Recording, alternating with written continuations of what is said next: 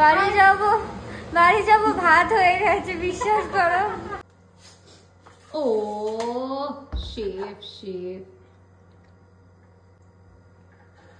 ও ওরে শাবাশ এই যে ফেলে দিল। এই যে কড়াইশুঁটিটা 4টে কড়াইশুঁটি মানে ছিঁড়ে এখানে রাখলে তার মধ্যে 3টেও নিচে ফেলেছে। এই আবার শেফ। তো বেসিক্যালি আমরা এই যে রান্না শুরু করেছিলাম তার প্রিপারেশন অলমোস্ট ডান। আমরা খুব ভালো রান্না করছি। আমি ভেবেছিলাম পোলাও হচ্ছে, একটু জোরে বলতে হবে। মানে আমি ভেবেছিলাম পোলাও হচ্ছে, সেটাকে আমি বিরিয়ানি বলে ইনসার্ট করব।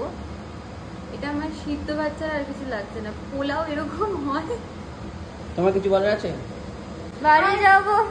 বাড়ি যাবো ভাত হয়ে গেছে বিশ্বাস করো। বলছে ভাত হয়নি। কটা বাজে? কেমন লাগছে?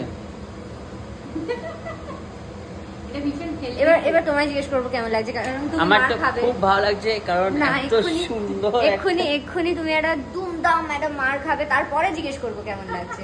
একটা দারুণ একটা ভাত হচ্ছে, আমরা সেটা এক্সপেরিমেন্ট করছি। তো গুড। আমি এটাই বিশ্বাসী যে আমি কোনো খাবার ফেলি না আর ফেলা উচিত না, কিন্তু এই ভাতটা যে আমাকে কি কষ্ট করেই মানে গলায় ঢোকাতে হবে নাকি পুকুরে দিতে হবে আমি জানি না। লজ্জাও করে না এদেরকে, এত ভালো করে খাওয়াচ্ছি লজ্জাও করে না। তো এই ভাত তো বানাচ্ছিলাম বলে এই যে প্রথমে ইনি আমাকে উল্টো পাল্টা কথা বলছে। আরে দারুণ হয়েছে, বাট নুন ছাড়া ভাত দারুণ হয়েছে।